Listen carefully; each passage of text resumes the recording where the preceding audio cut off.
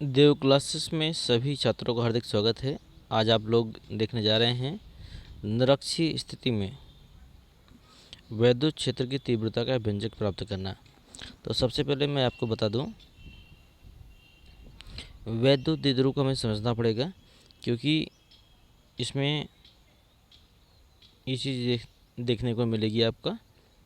तो जैसे मैं मान के चलूँ कि ये देखने में एक बड़ी दूरी है, लेकिन ये आपकी वैद्युत द्विध्रुव है, ठीक है। तो इसकी लंबाई को हमेशा 2L मानते हैं ताकि कैलकुलेशन में आसानी रहे।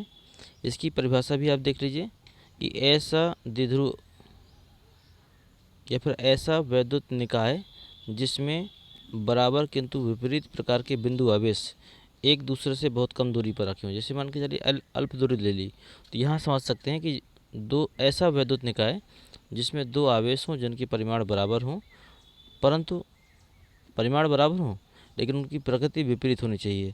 तो ऐसा संयोजन क्या कहलाता है? आपका वैद्युत द्विध्रुव कहलाता है, ठीक है। अब देखते हैं इसको सॉल्व करने का तरीका। ये जैसे चित्र दिख रहा है, अगर आपको नहीं समझ में आता है तो आप इस तरह समझ सकते हैं कि माना कि एक वैद्युत द्विध्रुव है हमारा, ये है, ये बी है आपका और ये हमारा ए है, ठीक है।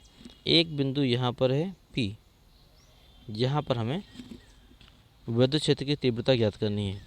तो सबसे पहले तो इससे होते हुए हम लोग एक रेखा खींचेंगे, सॉरी गलत हो गया ये, ठीक है। इससे होते हुए हम एक ऐसी रेखा खींचेंगे, इससे होते हुए हम एक ऐसी रेखा खींचेंगे इसको, और एक बीच में हम लोग, क्योंकि वैद्युत द्विध्रुव की हम लंबाई 2L मानते हैं, तो आधी लंबाई को हम लोग L मान सकते हैं। अगर इस बिंदु को हम O मान लें तो ये आपकी दूरी आपकी R हो जाएगी। हमने R मान लिया। देखो यही चीज़ आपका चित्र में भी दिया गया है। ये दूरी आपकी R है, ये आपका L है, और इसके बगल वाला भी आपका L ही होगा। तो आप भी जानते हैं कि एक सूत्र है कि यदि आपको दूरी निकालनी हो, देखिए बिंदु B से बिंदु P के बीच की दूरी निकालेंगे तो क्या होगा। तो यहाँ से यहाँ तक की दूरी जो है वो आपकी कहलाएगी कर्ण, और ये हो गया आपका लंब, और ये हो गया आपका आधार। तो हमें कर्ण नहीं मालूम है।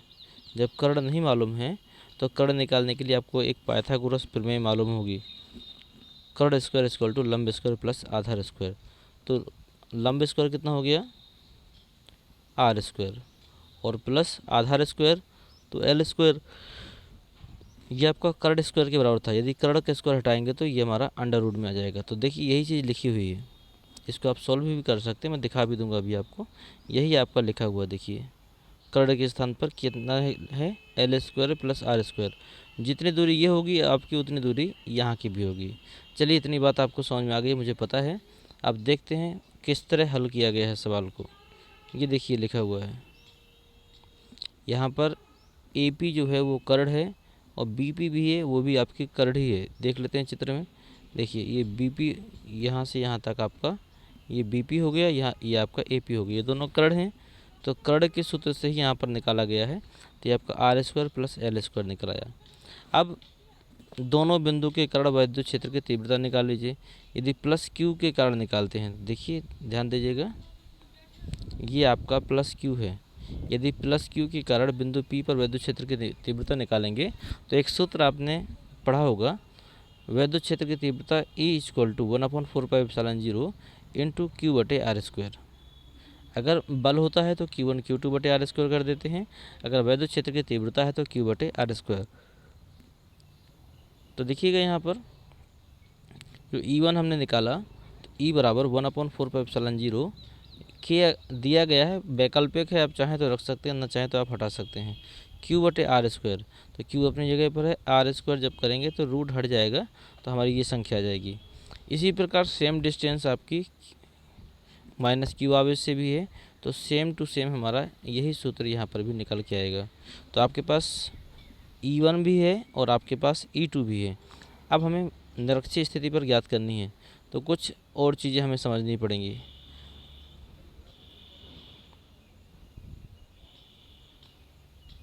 निरक्षीय स्थिति पर ज्ञात करने के लिए E equal to E1 plus E2 होगा। तो ध्यान दीजिएगा, पहले घटक देख लीजिए आप। ये देखिएगा E1 और E1 घटक तो ये हो गए, और E और E घटक ये हो गए, ठीक है। तो ये आपका हो गया लंबवत घटक और ये हो गया क्षैतिज घटक। ठीक है, तो लंबवत घटक को हम लोग लिखेंगे E1 साइन थीटा और क्षैतिज घटक को लिखेंगे E1 कोस थीटा। ठीक है, तो E1 साइन थीटा यहाँ पर है, E1 कोस थीटा आपका क्षैतिज घटक हो गया और नीचे की तरफ एक घटक कार्य कर रहा है, ये भी आपका E2 साइन थीटा होगा। तो मतलब E परिणामी हो गया, ध्यान दीजिएगा, E आपका परिणामी हो गया। ये देखिए ये E परिणामी है और यहाँ पर E1 है और यहाँ पर E2 है। तो इसको हम लोग निकाल सकते हैं। कैसे करेंगे, या तो आप याद कर लीजिएगा सीधे सीधे, अगर ज़्यादा आपको दिक्कत ना हो तो यहाँ पर हमने ये रख दिया है E equal to E1 cos theta plus E2 cos theta. इतना समझ लीजिएगा कि E equal to E1 plus E2 cos theta, और आपको E1 का मान मालूम है, ये रख दिया आपने, और E2 का मान मालूम है, आपने ये रख दिया, और कोस थीटा सबके पास है। तो यहाँ पर क्या हो जाएगा, यही मान डबल हो जाएंगे आपके। जब डबल हो जाएंगे तो ये हो जाएगा आपका 1/4πε0 इंटू क्यू बटे R square plus L square into 2 cos theta. ठीक है, क्योंकि यही सेम संख्या आपकी दो बार है तो हमने यहाँ पर क्या लिख दिया 2 कोस थीटा। अब हमारे पास कोस थीटा का मान नहीं है और ना ही कोस थीटा हमारे किसी सूत्र में आता है, इसलिए कोस थीटा को अलग करेंगे। तो आपको एक सूत्र मालूम होगा, लाल बटे कक्का, ये बड़ा पुराना सूत्र है। यहाँ पर पहला मान साइन के लिए होता है, दूसरा मान कोस के लिए होता है। देखिए कोस में क्या कहता है, आधार बटे कर्ण। तो आधार देख लेते हैं कितना है चित्र में। आधार देखिए, आधार यहाँ पे भी देखेंगे तो L है, यहाँ पर भी देखेंगे तो L है, और कर्ण यहाँ पर भी R square plus L square है और यहाँ पर भी R square plus L square का रूट यही होगा। तो हम यहाँ पे मान रख देते हैं, उसके मान रखेंगे तो देखिए कोस थीटा का मान आ गया L upon R square plus R square. अब मान रख दीजिए E इक्वल टू कितना था, यहाँ से देखिएगा, यदि हम इस समीकरण को एक मान लें कुछ देर के लिए, इस समीकरण को अगर हम एक मान लें तो ये आपका पूरा का पूरा मान रखा हुआ है, और 2 कोस थीटा की जगह 2L बटे under root R square plus L square, ये मान आ गया। आपको पता है Q इंटू 2L क्या होता है, Q इंटू 2L होता है P का मान होता है, वैद्युत द्विध्रुव आघूर्ण। तो यहाँ पर हम P रख सकते हैं। तो देखिए 1/4πε0 इंटू P।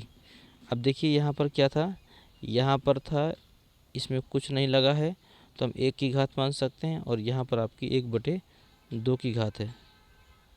तो 1 और आधा कितना हो गया, 1.5 हो गया, और 1.5 को हम लोग 3/2 भी लिख सकते हैं। तो ये देखिए R square plus L square की घात 3/2। अब आपको पता है कि वैद्युत द्विध्रुव की लंबाई बहुत ही अल्प होती है। यदि बहुत ही अल्प होती है तो हम उस लंबाई के L का मान छोड़ सकते हैं। यदि हम L का मान छोड़ देंगे तो हमारे पास क्या बचेगा, 1/4πε0 ये बचेगा आपका। यदि हम L को छोड़ देंगे तो हमारे पास ये बचेगा 1/4πε0 इंटू K इंटू P बटे आर स्क्वायर की पावर 3/2। आप ध्यान दीजिएगा कि ऊपर ऊपर की जो संख्या होती है उसका आपस में मल्टीप्लाई होता है और नीचे की संख्या का भाग हो जाता है।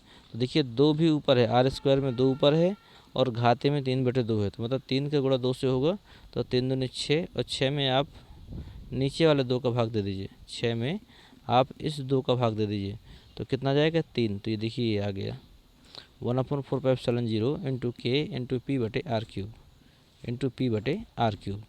यही आपका डेरिवेशन है जो सिद्ध हो गया है।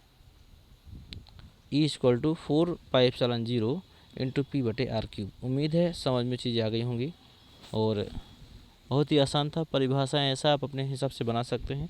इसको हम थोड़ा सा स्पीड से चलते हैं, मुझे पता है समझ में आ गया है। अगर एक बार और बताएंगे तो ये चीज़ें बिल्कुल क्लियर हो जाएंगी। अब हम थोड़ा सा अपने तरफ से करके बताते हैं। बिल्कुल आपको एक सादा पेज निकाल लें।